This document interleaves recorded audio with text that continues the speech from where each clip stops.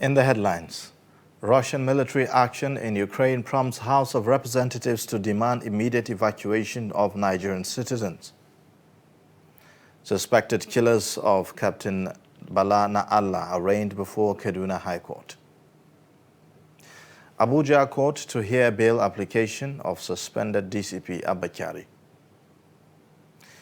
On the foreign scene, crude oil hits over $100 per barrel amidst Russia-Ukraine crisis. Hello and welcome to Trust News Update. I am Ayuba Elia. Thank you for joining.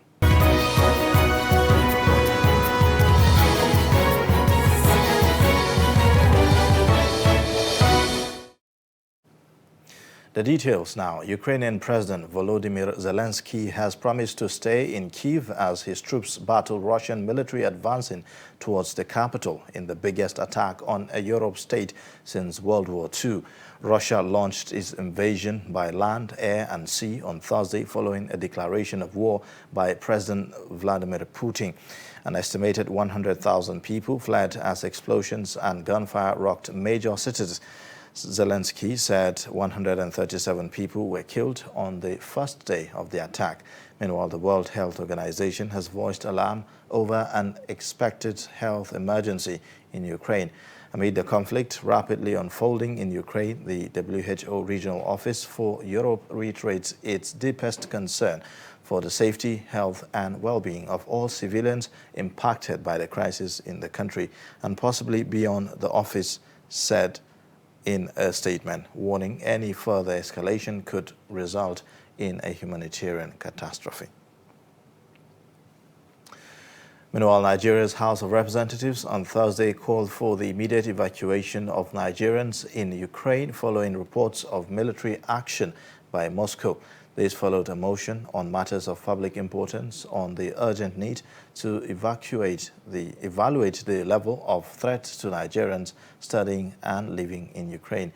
The lawmakers are worried that if strategic plans are not put in place to urgently secure and provide safe passage for Nigerian citizens, they may be trapped or even worse, harmed. Some lawmakers are, however, worried that this evacuation might be a little too late, as the government had enough time to evacuate citizens. The House immediately directed the leader, Al-Hassan Adodogwa, and its Committee on Foreign Affairs to liaise with the Ministry of Foreign Affairs and other relevant agencies to immediately kickstart moves to evacuate Nigerians in Ukraine on Friday. I think it's better late than never. And I think it's important at this point to forget all the bureaucratic bottlenecks. I think what is important now, if we actually have to look out for our citizens, especially the students, I think action needs to be taken now. And my thought is that the leader of the House and the chairman Foreign Affairs, are you prepared to jet off to Ukraine tomorrow? Yes, sir. I think the leader of the House, the chairman of Foreign Affairs, should liaise with the Foreign Affairs Ministry today. With all sense of responsibility, sir. If nothing positive comes out of that meeting and it's all about red tape, or we have to do this, we have to do that, I think you should liaise with the chairman, Air Peace. Yes. And whatever it's going to cost the House, whatever we need to do, I think we need to leave this country latest tomorrow and head to Ukraine and head on back by Monday with as many students or citizens who are willing to come back. In the same vein, federal government of Nigeria has announced plans to evacuate its citizens from Ukraine following an invasion by Russia on Thursday morning. The Minister of Foreign Affairs, Geoffrey Onyema, in an interview with NTA, said the Nigerian embassy in Kyiv has been contacted to arrange those wishing to return home from other areas, including Donetsk and Luhansk. The federal government said it is planning for special flight operation to evacuate Nigerian citizens from Ukraine in view of the escalating tension between the country and Russia. The minister assured Nigerians that the ministry is following the events since its beginning and promised to do everything for the safety of Nigerians in Ukraine, particularly students. The Russians have started attacking military installations in Ukraine amidst worries and accusations by the Western world of imminent invasion by President Vladimir Putin has repeatedly denied. Now, National Association of Nigerian Students in Ukraine has asked President Muhammadu Buhari to immediately evacuate them home because of the ongoing military action in Ukraine. The students, in a letter signed by an executive of the union, Eunice Eleka, said gunshots and explosives have raided the territories occupied by Nigerian citizens. The students prayed the president to consider their request with urgency it calls for. Now, three suspects arrested in connection with the killing of Captain Abdul Karim Na'Allah, son of Senator Bala Na'Allah, have been arraigned before a Kaduna State High Court on Thursday. The suspects were alleged to have killed Captain Na'Allah on August 30th last year at his Malali residence in Kaduna. Fatima Ladan has more. Police in Kaduna paraded two suspects involved in the killing of Captain Na'Allah on September 16 last year, saying manhunt for one suspect at large has begun. Kaduna government files charges against the three defendants accused of criminal conspiracy, armed robbery and culpable homicide. The matter is brought before Justice Amina Bello of Kaduna State High Court formation. The State Solicitor General, Bayero Dari, speaks. When the case was called, the first and second defendants are not represented by counsel. And constitutionally, the nature of the charge, you can't proceed, you can't take any step without a representation for any defendant that is charged with that heinous crime like that. So that's why we advise the court to adjourn, so that to enable the defendant get a lawyer to represent them in the proceedings. But fortunately, the third defendant has a counsel who had already applied for the bail of one of the defendants in court. We had already exchanged papers, we have filed our counter affidavit and written address to that effect. But we can't take that application because the three other defendants do not have lawyers. And it will infringe on their constitutional right to fair hearing, for the court to move on without representation. So that's why the court adjourned, and the directed that the Legal Aid Council of Kaduna State should supply legal representation. Counsel for the third defendant, Avon Emmanuel, says bail application for his client is not rejected by the court. My bail application was not rejected. It is the argument of the application that was adjourned to another date. But we believe in the innocence of our client, and he presently is very ill. And the Kaduna State Correctional Facility does not have the facilities to take care of his said ailments. That was what brought about our application for his bail on special circumstances. Late Abdul Karim Na'Allah, a 36-year-old aircraft captain, was allegedly murdered in his Kaduna residence on 29th of August 2021. The case is adjourned to March 21st. Fatima Salaladan, Trust TV News, Kaduna. Still from Kaduna State, the governor, Nasir El-Rufai, has said the huge amount of money in the hands of bandits is enough to destabilize the country. The governor said this Thursday during the weekly briefing organized by the Presidential Communication Media Team at the Presidential Villa, Abuja. He said preliminary investigations had shown that some security operatives were part of terrorism financing ring. The way to end this banditry is simultaneous military and ground operations. If we have the Air Force bombing the camps, we know where the camps are. We have the maps. We know everything. We have their phone numbers. We listen to their conversations sometimes. So, but it has to be done across the 5 states and Niger State at the same time. What we've been doing over the years is you go to Zamfara, you chase them out, they move to Sokoto. You go to Sokoto, you chase them out, they move to Kebbi. From Kebbi, they move to Katsina, Kaduna. and they move seamlessly because of the forest ranges. So what needs to be done is, at the same time, bomb the forests, bomb the camps, and have ground troops on the ground as a blocking force, consisting of the army, the police, the Air Force Special Forces, Navy Special Forces on the ground, and just wipe them out once and for all. Of course, that has risks because some of the camps may also contain innocent people that have been kidnapped. But this is war. Now, a federal high court in Abuja will on Monday hear bail application from suspended DCP Abba Kyari against his detention by the National Drug Law Enforcement Agency, NDLEA. Trust TV's Shafiu Suleiman reports that the suspended head of the Intelligence Rapid Response Unit, IRT, is standing trial over alleged involvement in drug trafficking. His report. Abba Kyari's counsel, Cynthia Obianeju, had filed an ex parte application seeking bail for her client on health grounds. But the court turned down the request and instead ordered the counsel to serve the respondent with all the court processes.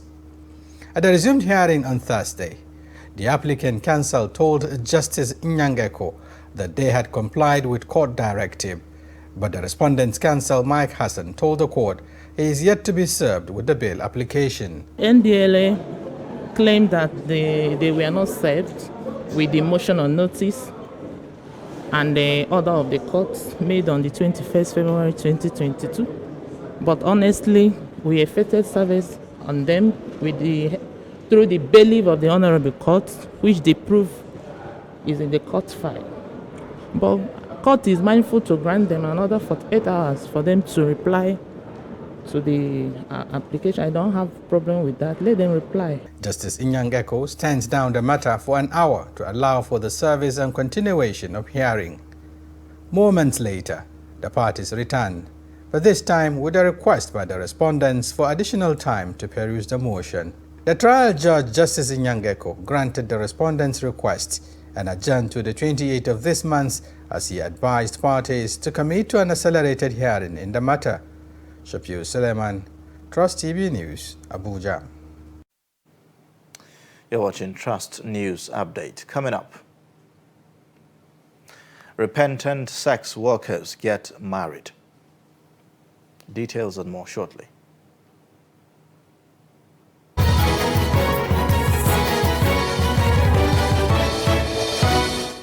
Coronavirus disease, COVID-19, is an infectious disease caused by SARS-CoV-2 virus.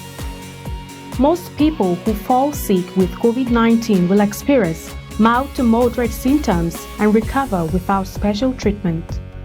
However, some will become seriously ill and require medical attention. The virus can spread from an infected person's mouth or nose in small liquid particles when they cough, sneeze, speak, sing, or breathe.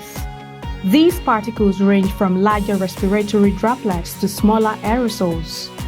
You can be infected by breathing in the virus if you're near someone who has COVID-19 or by touching a contaminated surface and then touching your eyes, nose, or mouth. The virus spreads more easily indoors and in crowded settings. Maintain a safe distance from others at least 2 meters even if they don't appear to be sick. Wear a mask in public, especially indoors or when physical distancing is not possible. Clean your hands often. Use soap and water or an alcohol-based hand sanitizer. Cover your nose and mouth with your bent elbow or a tissue when you cough or sneeze. Stay home if you feel unwell. Get vaccinated. Properly fitted masks can help prevent the spread of the virus from the person wearing the mask to others. Masks alone do not protect against COVID-19 and should be combined with physical distancing and hand hygiene. Protect yourself and others around you by knowing the facts and taking appropriate precautions. Follow advice provided by your local health authority. This message is brought to you by Trust TV.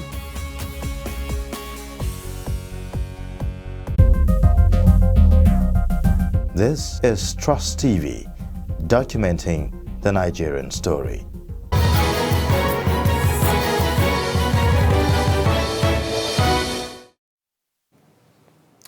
Thanks for staying. You're watching Trust News Update. Let's have another look at the top stories again.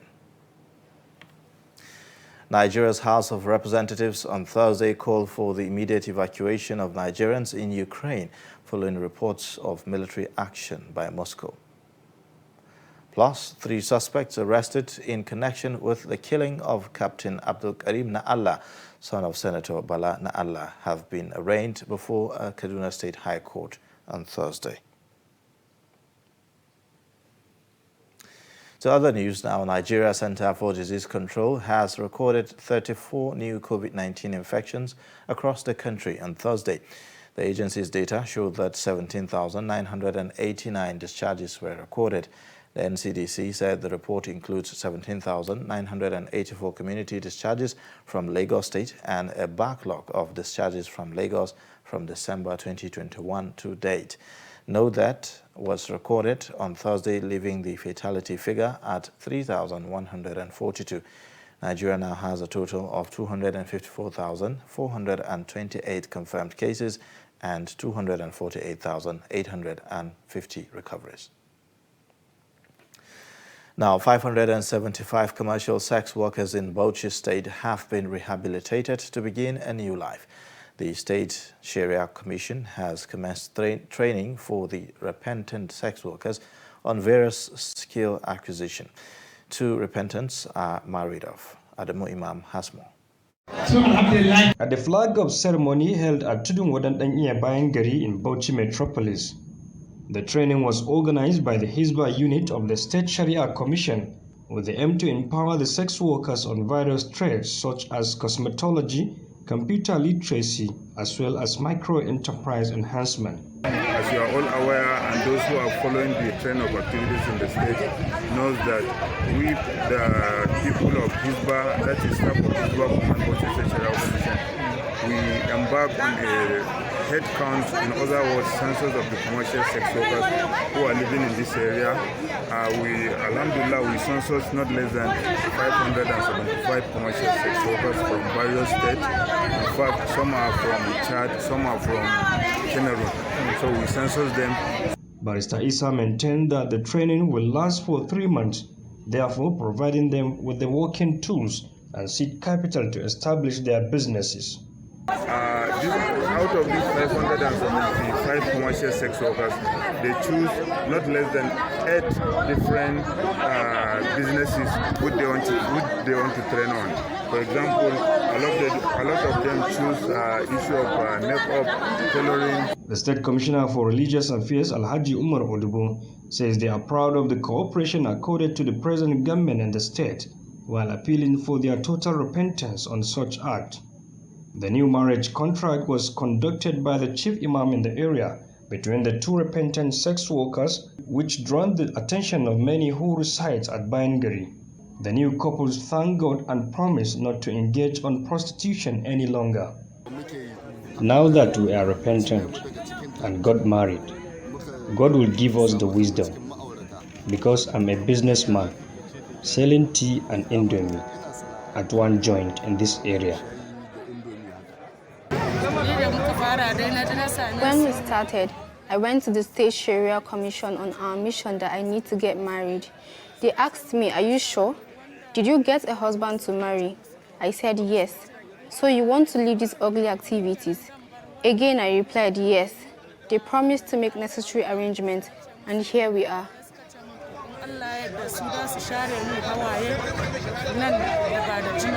The Sharia Commission assures they will give them equal and fair treatment to make them more productive in the society.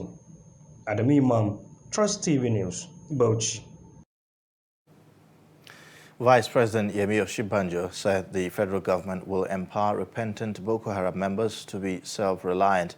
Osinbajo stated this when he was addressing repentant Boko Haram fighters at the Hajj camp of Air Force Base in Maiduguri.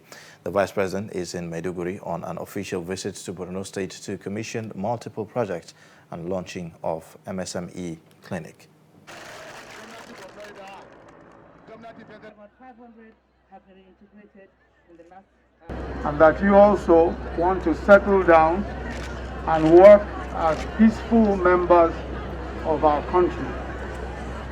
And the desire of the federal government is to make sure that we settle you well so that you can do your own work and your business and you can live with your families in peace. We'll be working with you and with the state governments and with donor agencies and friends to ensure that we're able to provide you with a means of not just income but a place where you can settle down with your families and do your own work and do your own business. Over to some business. Oil price on Thursday rose to $102 a barrel for the first time since September 2014, with escalating tensions between Russia and Ukraine. The global oil benchmark, Brent crude, rose over 5% to trade at $102.27 a barrel. Reports say that West Texas Intermediate witnessed a corresponding increase of over 5% at $97.06 a barrel. A development coming after Russian President Vladimir Putin ordered a special military operation in Ukraine's Donbas region. With that, we wrap up Trust News Update. Connect with us via our social media platforms and also subscribe to our YouTube channel to follow us live. I am Ayubelia. Thank you for watching.